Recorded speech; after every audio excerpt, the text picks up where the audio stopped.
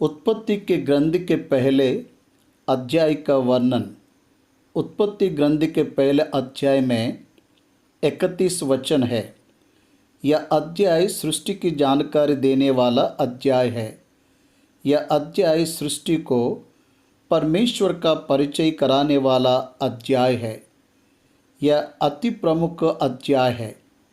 उत्पत्ति का ग्रंथ बुक ऑफ बायोग्राफी पितरों के इतिहास की जानकारी देने वाला ग्रंथ है। तो वही पहला अध्याय सृष्टि के इतिहास को बताने वाला अध्याय है। 90% मसीह लोगों को यह अध्याय समझ में नहीं आता। यह अतिशय की बात नहीं है। मसीह के विरोध में बोलने वाले धर्म के लोगों ने अधिकतर इस अध्याय का विरोध किया। विरोध करने का कारण है उन्हें ये अध्याय का समझ में ना आना। पहला अध्याय जितने अच्छी तरीके से तुम्हें समझ में आएगा उतनी अच्छी तरीके से बाइबल आपको समझ में आ जाएगी। 31 वचनों में सबसे पहला वचन एक भाग है, तो तीसरे वचन से लेकर 31 वचन तक रहने वाले वचन में 6 दिनों का एक एक दिन के 24 घंटे लेकर उसके हिसाब से 6 दिनों में परमेश्वर का सृष्टि को बनाने का कार्य पहले अध्याय में सृष्टि का निर्माण हुआ, ऐसा देखने को मिलता है। पहले वचन के बारे में बताया हूँ, तीसरे वचन के बारे में बताया हूँ। दूसरा वचन क्या है यह सब हम देखते हैं। तो इसमें हमें जो देखने को मिलता है, पहले वचन में जो घटनाएं घटी है उसका दूसरा वचन पर्याय प्रभावी और पर्याय युति की तरह दिखता है। इसलिए पहला वचन समझ आना चाहिए, दूसरा वचन समझ आना चाहिए, तीसरा वचन से 31 वचन तक भी समझ में आना चाहिए। तब तुम्हें अनेक दैविक बातों के बारे में समझ आएगा। बाद में इन अध्यायों में जब हम देखते हैं तो आदि में परमेश्वर है, इस तरह प्रारंभ करने से यह हमें बताता है कि परमेश्वर आदि नहीं है और अंत भी नहीं है। आरंभ नहीं है, उसी तरह अंत भी नहीं है। वो है युगान युग रहेगा। वह अपने आप को एलोहिम, इब्रानी भाषा में एलोहिम का तरह अपने आप को प्रकट किया। परमेश्वर कहने पर त्रिएक की तरह वह अपने आप को प्रकट किया है। एलोहिम शब्द plural noun, not singular plural noun, मतलब एक से अधिक, ऐसा समझ में आएगा। हम वो इस तरह हमें इसे समझना है। पिता परमेश्वर, पुत्र परमेश्वर, पवित्र आत्मा परमेश्वर इस सृष्टि का निर्माण करने में भागीदार रहे। वहीं एलोहिम, वहीं प्रत्यक्ष वचन है। सृष्टि को जब हम देखते हैं तो सृष्टिकर्ता और निर्माण की गई पदार्थ, निर्माण किया गया समय प्रमुख है। सृष्टि करने वाला परमेश्वर और सृष्टि की गई पदार्थ भूमि, आकाश और सृष्टि के निर्माण का समय आदि है। इसलिए इतिहास में स्थिर रहने वाला यह वचन हमको स्मरण दिलाता है। यह पहले अध्याय में जब हम देखते हैं तो तेलुगु के अनुवाद में आदि में परमेश्वर ने भूमि और आकाश की रचना की, ऐसा अनुवाद। भूमि और आकाश की रचना की ये अनुवाद तेलुगु का सही अनुवाद नहीं है। आदि में परमेश्वर ने आकाशों को, प्लूरल आकाश को नहीं, आकाशों को, not the heaven but the heavens लगाया गया, आकाशों को बनाया और भूमि को भी बनाया। हम लोग साधारण रीति से आकाश और भूमि कहने पर हमें लगता है हमें अभी की परिस्थितियों में दिखाने वाली ये भूमि और ये आकाश जब हम आंख उठाकर देखते हैं तो तब दिखने वाला आकाश ऐसा लगता है, ऐसा नहीं है। उस समय उत्पत्ति 1:1 में निर्माण होते वक्त भूमि की परिस्थिति और स्थिति गति अलग थी। अभी की भूमि वही भूमि होने पर भी परिस्थितियां अलग रीति से हैं। वह विवरण में जाने पर तब समझ आएगा। पहले आकाशों को बनाया। आकाश और महाकाशों में ना समाने वाला परमेश्वर है, ऐसा कहते हुए सुलोमोन ने पहला इतिहास 7वें अध्याय में परमेश्वर के बारे में भवन की स्थापना के दिन में स्तुति किया। इसलिए आकाश और महाकाश परमेश्वर के लिए समान नहीं रहा। इसका मतलब है परमेश्वर आकाश और महाआकाश से बड़ा और बहुत महान है। वह एक मानव नहीं है, वह सीमित रहने वाला व्यक्ति नहीं है, वह विशेष आत्मा है, ऐसा हमें समझ आता है। यूहन्ना के सुसमाचार के 4 अध्याय में यीशु ने सामरिया स्त्री से कहा, परमेश्वर आत्मा है, गॉड इज द स्पिरिट। इसलिए मनुष्य परमेश्वर को समझने के लिए परमेश्वर विश्व से भी बढ़कर है, परमेश्वर विश्व से भी बढ़कर है और वह विश्व को बनाने की योजना को रचा। इसका मतलब है जगत की उत्पत्ति के पहले ही परमेश्वर है। जगत के उत्पत्ति के पहले ही परमेश्वर के पास एक योजना है। ऐसा प्रमुख उद्देश्य आदि के समय में परमेश्वर ने भूमि आकाश को निर्माण किया। BARA नामक इब्रानी शब्द हमारे लिए लिखा गया। बारा नामक इब्रानी शब्द का अर्थ है समथिंग फ्रॉम नथिंग, शून्य से निर्माण किया गया। आशा नामक शब्द पहले अध्याय में परमेश्वर हो कहने पर जो हुआ वह समथिंग फ्रॉम समथिंग, निर्माण किए जाने वाले में से ही निर्माण किया जाना। इसलिए आशा ऐसा कहा। इब्रानी भाषा में 12 नामक शब्द पहला वचन में, 21वें वचन में और 27वें वचन में या तीनों वचनों में पहली बार भूमि और आकाश की रचना करते वक्त, दूसरा भूमि में से जंतु मतलब जीव जंतुओं का निर्माण करते वक्त और तीसरा मनुष्य का निर्माण करते वक्त ये 12 नामक शब्द पहले अध्याय में इस्तेमाल किया गया।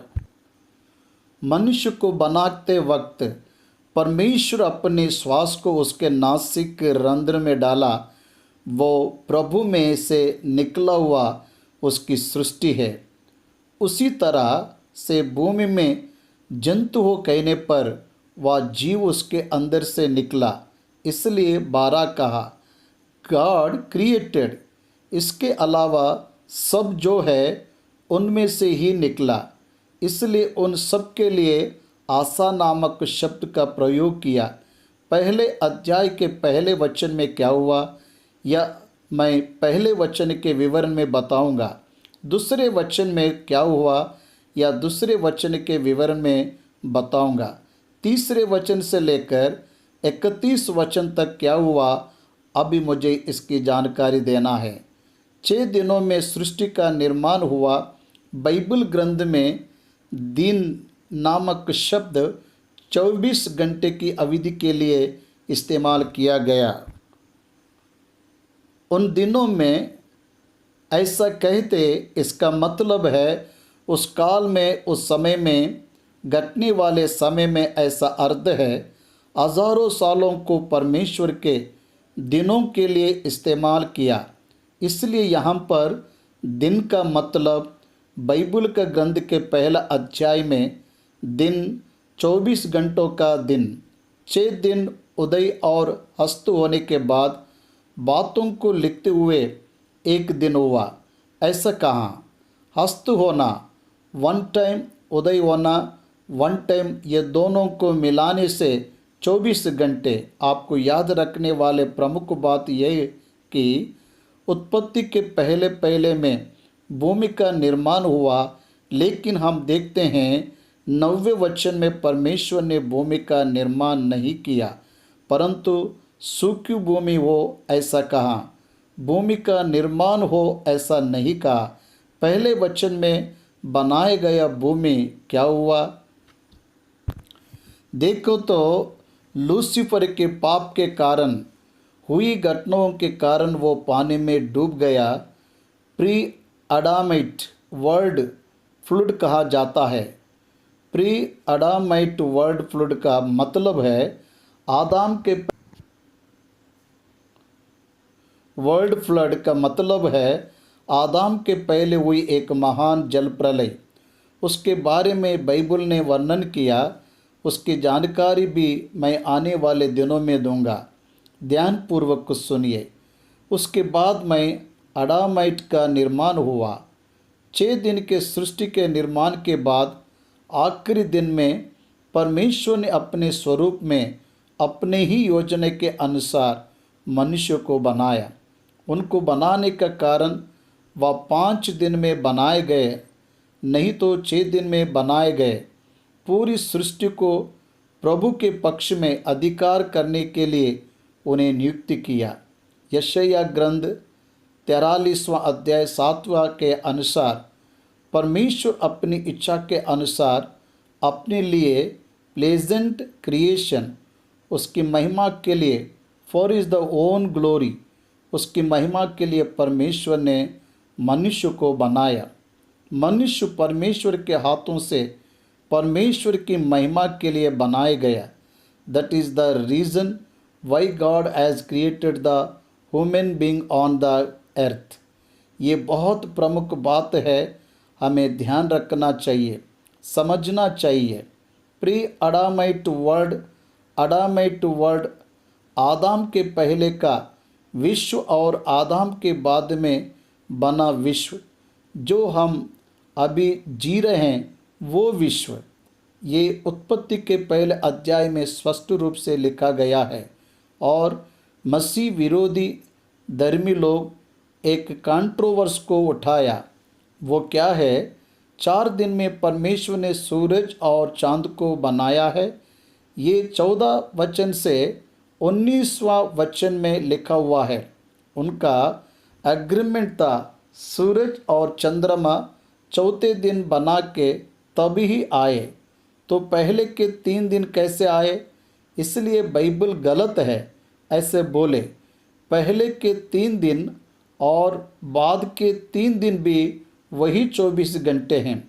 इसकी जानकारी आगे हम विवरण में प्राप्त करेंगे। अब एक बात मैं बताऊंगा। पहले अध्याय के पहले वचन में आकाश और महाकाश का निर्माण हो कहे गए, उस वचन में ही निर्माण किया गया। उस वचन में ही ये नेबुल गैलेक्सी सबों का निर्माण हुआ। तभी परमेश्वर ने उजियालों को भी उसमें बनाया।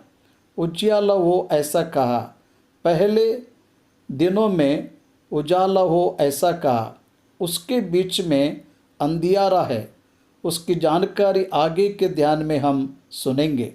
पहले के 3 दिन में और बाद के 3 दिन पूरे 6 दिन में हुए इन 24 घंटों की अवधि का मूल उत्पत्ति के एक और एक में ही बनाया गया।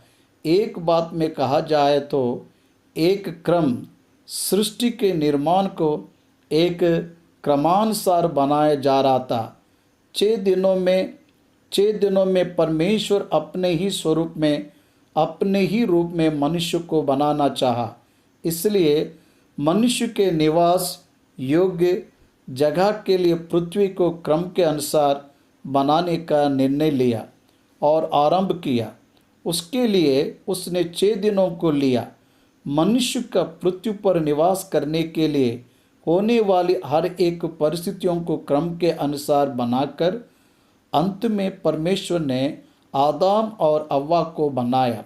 इसलिए पहले वचन में जो संभव हुए संगठनाएं, पहले दूसरे वचन के बीच में संभव हुए संगठनाएं, कुछ बातों को हमें, अगर आप दूसरे वचन में देखते हैं तो अंधेरे के बारे में लिखा है, समुद्र के बारे में लिखा हुआ है। पहले अध्याय के पहले वचन में भूमि और आकाश ही देखने को मिलता है। अंधियारा नहीं दिखाई दिया और पानी भी नहीं दिखाई दिया। भूमि का निर्माण करने के बाद भूमि में से ही परमेश्वर ने पानी की भी सुविधा दिया। उस पानी को परमेश्वर ने बनाया, उसके अंदर का बाग बना के। इसलिए दूसरे वचन में क्या हुआ, जब देखे तो परमेश्वर का निर्माण करने का तरीका हमको समझ में आना चाहिए। वो अभी मैं थोड़ा बताऊंगा, फिर बाद में वचन के ध्यान करते समय बताऊंगा। परमेश्वर आकाश को बनाने के समय में ही भूमि का निर्माण करने के पहले ही स्वर्गदूतों का निर्माण किया। अय्यूब के ग्रंथ 48वां अध्याय हमें इसकी गवाही देता। आकाश के तारे का मतलब स्वर्गदूत। दूत मिलकर स्तुति करते समय परमेश्वर ने भूमि पे कोने का पत्थर डाला, ऐसा लिखा हुआ है। आकाश की सृष्टि करने वाला परमेश्वर वह अपने स्वर्गदूतों को भी बनाया। स्वर्गदूतों के सामने ही कोने के पत्थर को भूमि में रखा। स्वर्गदूत है, पहले अध्याय के पहले वचन में स्वर्गदूत है। स्वर्गदूतों के मर्म को परमेश्वर ने मर्म की तरह ही रखा। बाइबल को पढ़ने वाले और उसका ध्यान करने वालों को ये आसानी से समझ में आ जाएगा। गहराई में पढ़ने वालों को ये क्रम समझ आ जाएगा। स्वर्गदूतों के पाप करने के बाद यिर्मयाह ग्रंथ 4 अध्याय 32वें वचन में देखने पर कुछ भी उजाला ना था, मनुष्य कोई भी नहीं था, अंधेरे से घिरा था, ऐसा कह रहा था।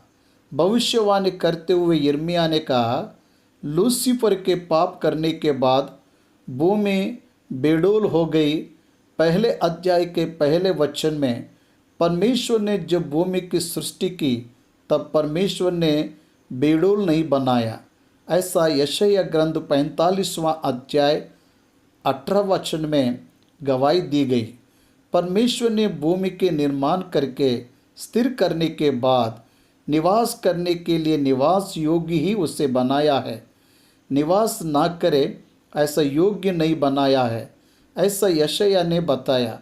फिर दूसरे वचन में भूमि बेडौल और सुनसान पड़ी थी, ऐसा लिखा है।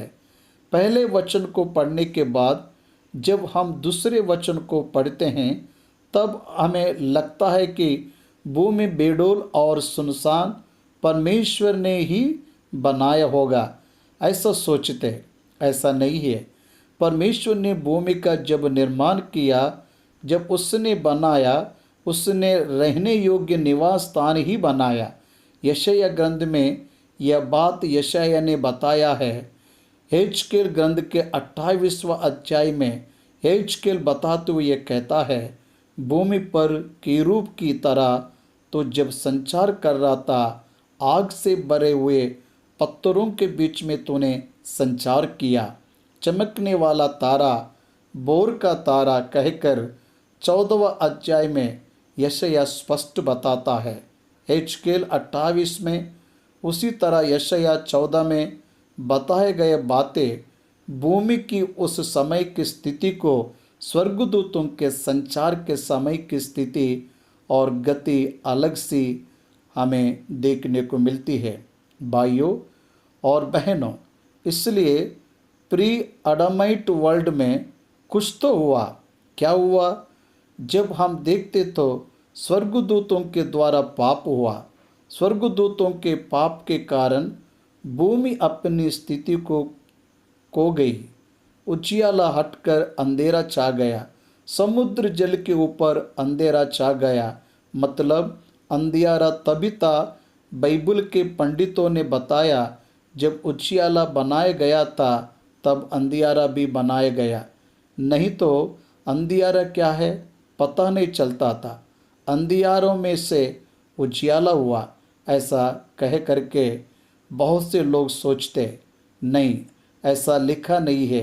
अंधियारे में से उजियाला हो ऐसा नहीं कहा। परमेश्वर ने उजियाल हो ऐसा कहा। उसके साथ अंधियारा भी है, हमें समझना है। जब यहाँ अंधेरा समुद्र के जल समुद्र के ऊपर था, पवित्र आत्मा परमेश्वर, आत्मा का परमेश्वर समुद्र जल के ऊपर मंडरा रहा था। मतलब ब्रूडिंग, मतलब एक पक्षी अपने पंखों को फैलाकर अपने बच्चों को जिस तरह से रक्षा करते हुए पास में लेती है, दैट इज ब्रूडिंग। वहीं सुरक्षा कर रहा। स्वर्गदूतों के पापों के कारण बेडोल हुई भूमि, समुद्र जल के ऊपर गहरा हुआ अंधियारा, ऐसी स्थिति में भी परमेश्वर अपने अनुग्रह में उसकी रक्षा किया। परमेश्वर की आत्मा के द्वारा परमेश्वर ने उसकी रक्षा किया। ये उत्पत्ति के पहला अध्याय का मर्म पता नहीं रहने से परमेश्वर समझ नहीं आएगा। परमेश्वर की सृष्टि समझ नहीं आएगी। परमेश्वर की योजना भी समझ नहीं आएगी। परमेश्वर ने अपने आप को क्यों सृष्टिकर्ता के रूप में परिचय किया, ऐसा सोचने पर इफिसियों 1:6 में प्रकाशित वाक्य के 21वां अध्याय में का सारांश जगत की उत्पत्ति से पहले एटर्नल पास्ट टाइमलेस पीरियड में परमेश्वर ने निर्णय लिया। Timeless to time, eternal past to existence, अनंत काल से अनंत काल की योजना को रखने वाला परमेश्वर, eternal past to eternal future, ये दोनों के बीच में परमेश्वर ने टाइम को क्रिएट किया। हस्त और उदय होने के बाद एक दिन हुआ कहने पर God is created the time, परमेश्वर ने समय को क्रिएट किया। प्रकाशित वाक्य के 20वां अध्याय में जब सूरज और चंद्रमा मिट गए, काल के ना रहने की स्थिति में, मतलब एटर्नल फ्यूचर आने वाला है। पहला अध्याय के पहले वचन के बारे में कल के दिन में आपको ध्यान कराऊंगा। उत्पत्ति पहले अध्याय के पहले वचन में और पहले अध्याय के तीसरे वचन के बीच में दूसरे वचन में जो है वह संभावना है। भूमि बेडोल और सुनसान थी, अंधेरा समुद्र के जल के ऊपर गिरा हुआ था, परमेश्वर की आत्मा जल के ऊपर मंडरा रहा था। यह एक संभावना है। पहला अध्याय का पहला वचन विश्व की स्थापना को दर्शाता है। Creation of the universe, the creation of the universe को दर्शाता है। आकाशों और भूमि की परमेश्वर रचना करते समय ही स्वर्गदूतों की सृष्टि उसमें गुप्त है।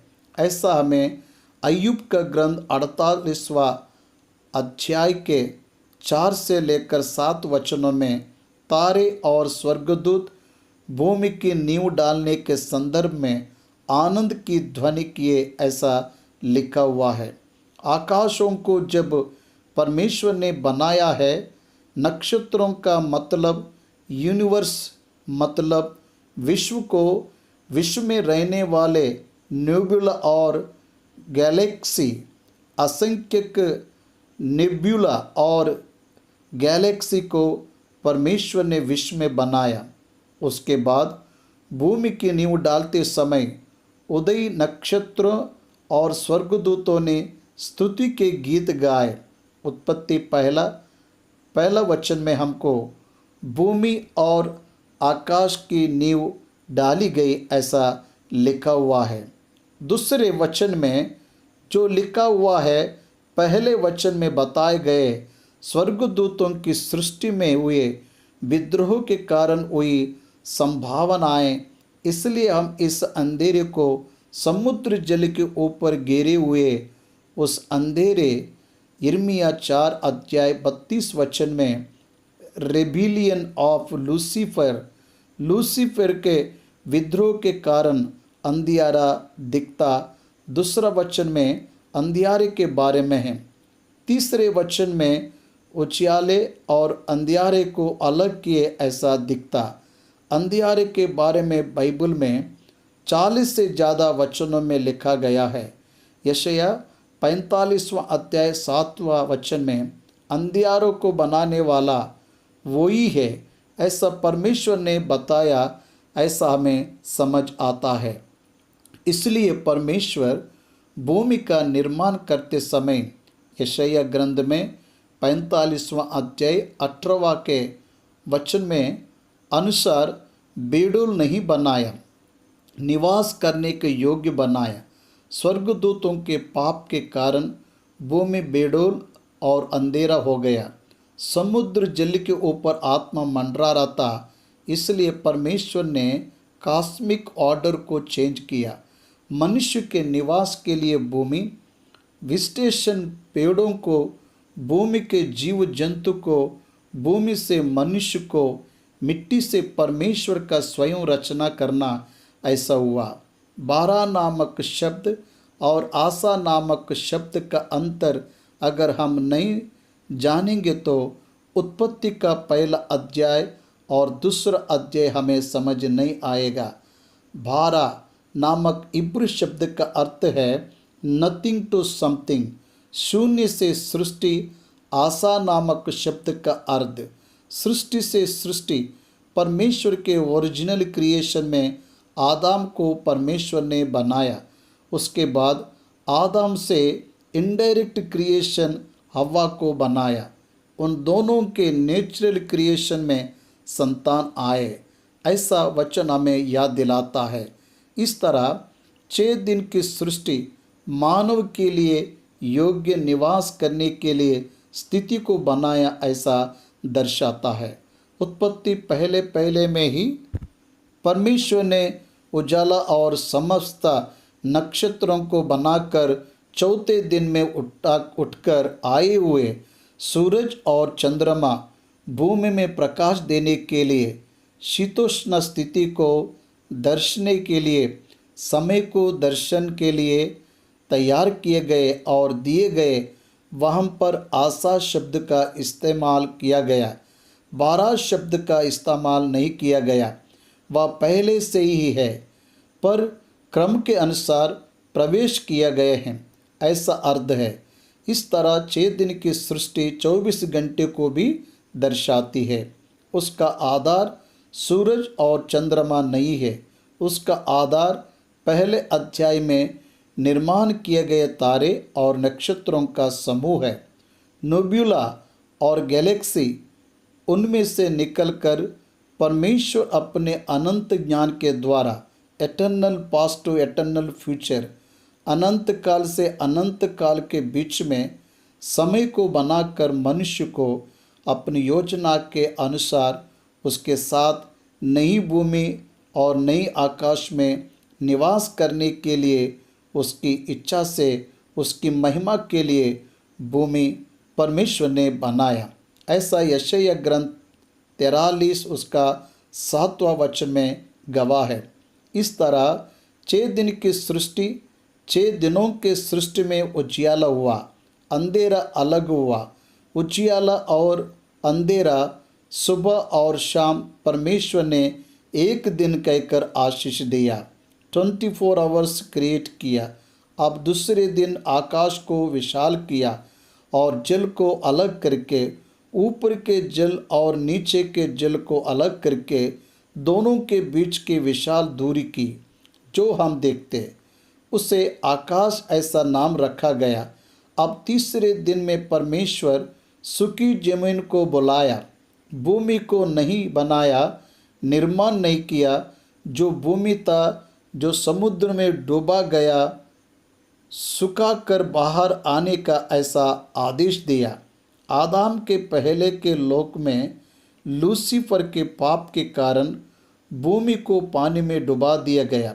जल समुद्र में डूबे हुए भूमि को परमेश्वर बाहर निकालकर तब सूखी भूमि के तरह बाहर निकलकर उसमें से वेजिटेशन, पेड़ पौधे आने के लिए परमेश्वर बीज देने वाले, फल देने वाले वृक्ष, फल परमेश्वर ने बनाया, ऐसा तीसरा दिन हुआ। उसके बाद इसी भूमि पर उदय और रात को अलग करने के लिए 24 आवर्स रेगुलेट होने के लिए पहले से रहने वाले नक्षत्रों में से बड़ी ज्योति मतलब सूरज को दिन को मॉनिटर करने के लिए, रात को मॉनिटर करने के लिए चंद्रमा को उसने नियुक्त किया।